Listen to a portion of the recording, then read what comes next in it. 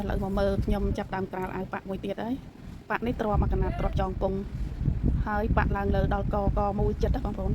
ខាងក្រៅក៏ទ្រាំមកកណាត់ខាងមុខក៏ទ្រាំមកកណាត់អញ្ចឹងដើម្បីឲ្យស្រួលបងប្អូនពេលក្រាលពួកប៉ាក់យើងអាចពុះទ្រូងបានទេហេតុអីឲ្យយើងអាចតខាងលើជាប់មកកបានអញ្ចឹងបងប្អូនកាត់ស្បៃតមុនសិនមកស្បៃដាក់ពីក្នុងសិនមកគុនកគុនអីហើយពេលយើងក្រាលយើងទាញប្អូនទៅលើស្បៃមកនឹងងាយស្រួលនឹងយើង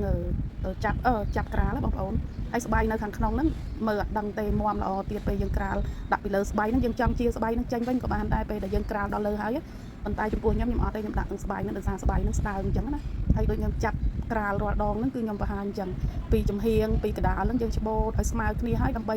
ទាញប៉ាក់ដែលសល់ហ្នឹងយកមកដាក់នៅចំកន្លែងធ្នេទ្រូងធ្នេគប់ទ្រូងដើម្បីយើងជាកងលើគ្នាកន្លែងហ្នឹងណាឥឡូវខ្ញុំរៀបចំហើយខ្ញុំចាប់ដើមជាចោលដើម្បីយកទៅដាក់លើម៉ាលកាំង